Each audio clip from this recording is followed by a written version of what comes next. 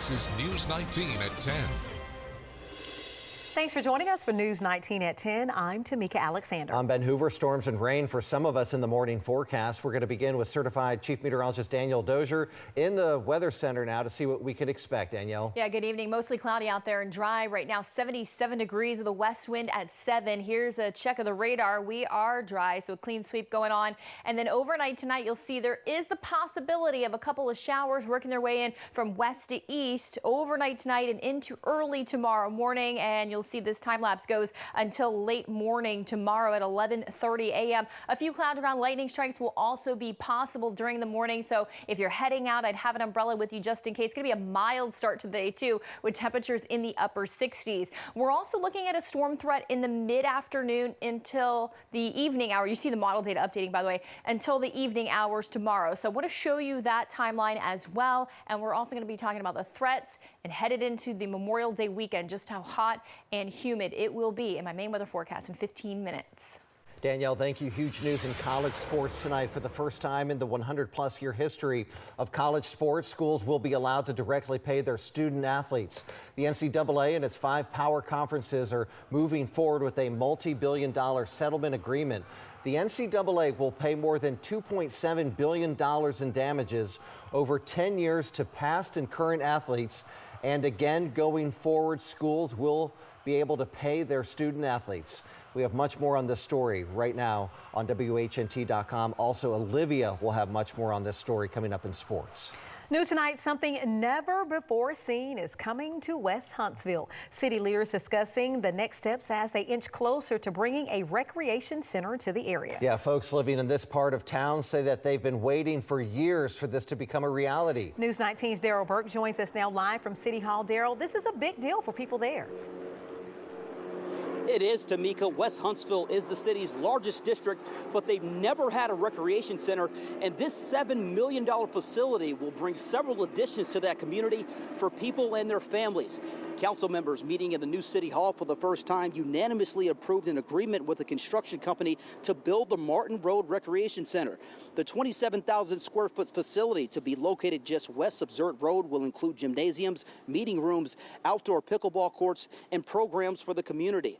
Officials say as Huntsville continues to grow, so does its needs, and that area of the city has experienced a significant increase in its population over the last few years. I spoke with people living there who feel West Huntsville has been neglected for some time, but after asking for the recreation center for years, their requests are about to pay off. We're glad to see some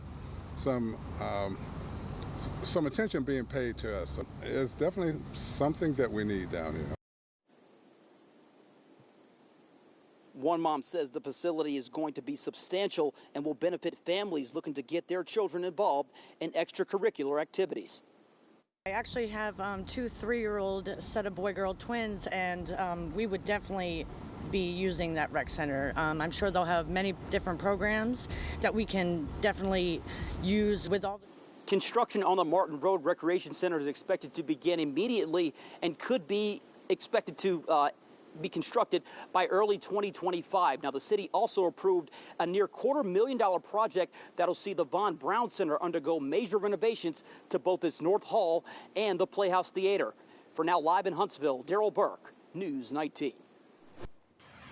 Thanks, Daryl. A Lawrence County teen rehabilitation facility is facing possible closure after fire officials identified several fire code violations within the facility. An attorney tells us this is only the tip of the iceberg. He claims even bigger issues at Brighter Path Cortland are about to be exposed. News 19 investigative reporter Dallas Parker with that story for us tonight.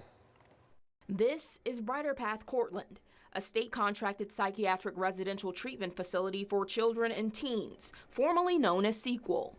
The fire chief in Cortland called an emergency city council meeting Wednesday night in order to put an ordinance in place to manage the facility's business license. This comes after recent safety concerns were brought to light. We conducted a fire inspection in the month of March. It was just a yearly fire inspection, and we noticed some things, some egress doors that needed attention, some other violations, housekeeping violations, and we wrote all that up. We gave that to the facility. After getting a report from the Alabama Department of Human Resources, Cortland Public Safety Director and Fire Chief Scott Norwood, alongside the fire marshal, conducted an unannounced fire inspection Tuesday evening. What they found, some exit doors chained and others boarded up. Unacceptable, according to the chief. We went in and we found the night shift supervisor. She couldn't unlock the door that had the chain on it originally. She tried for several minutes, and I told her that was okay. Let's go ahead and go to the other egress doors and checking fire extinguishers and doing the inspection thing. And we went to one of the other egress doors, and it wouldn't budge. At least one of the doors bolted shut from the outside. The door was just basically bolted closed with 2x6s and 2x8 lumber. So no one, if they went to that exit door, they're not going to be able to get out as a means of egress. Norwood says regardless of the type of facility, safety should be a priority. And I understand that this is a rehab facility, but it's not a detention center. It's not a prison. So it is, if we have a fire or other emergency and if they need to exit, then they need to be able to exit the facility. Tommy James, a Montgomery-based attorney, says the building's safety concerns are only the beginning of a long list of issues within that facility. It's just a horrible place, and I think these recent fire code violations is the least of their concerns. According to lawsuits filed by James, there have been instances of physical abuse and neglect within the walls of Brighter Path. The most shocking thing of this is that DHR actually went in there to notify the fire department about this, and that they actually did an inspection. I would suggest that DHR go in there and do an inspection about what's happening to these children on a daily basis. Thursday, News 19 witnessed several juveniles being moved out of the building. In Cortland, Dallas Parker, News 19. Now, Dallas reached out to Brighter Path for comment.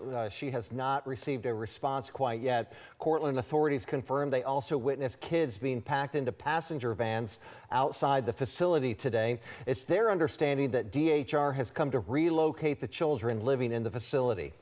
Huntsville police say a child remains in critical condition after being hit by a car. We first brought you this story last night where a child was hit by a car at the intersection of Maston Lake Road and Avondale Drive. HIMSI officials say the child was taken to Huntsville Hospital. We will continue to follow this story and bring you the latest updates on air and online. A man is facing charges after a road rage incident. Decatur police say Joseph McAlpin was arrested and charged with shooting into an occupied SUV on Spring Avenue. Police say they received a call of shots fired near the Walmart. Decatur police tell us no one was hit by gunfire. McAlpin was arrested and booked into the Morgan County Jail. Now to an update on a story we first brought you earlier this month. News 19 has learned a North Alabama principal is appealing his firing. Officials say former Colbert County Principal Melcha Satchel has appealed his recent firing by the Colbert County Board of Education. Today, board attorney John McGee clarified that the board chose to cancel Satchel's contract for violations of board policy and failure to create an action plan to address Colbert County High's state report card. An appeal hearing is set for June 24th. Today was the start of scheduled events at Birmingham Southern College before it closes on May 31st. The school hosted closed-door ceremonies earlier today to celebrate students' academic achievements. There was also a history lesson on the institution, as well as presentations of several alumni awards. School alum and students say that the connection BSC brought everyone is unlike anything else.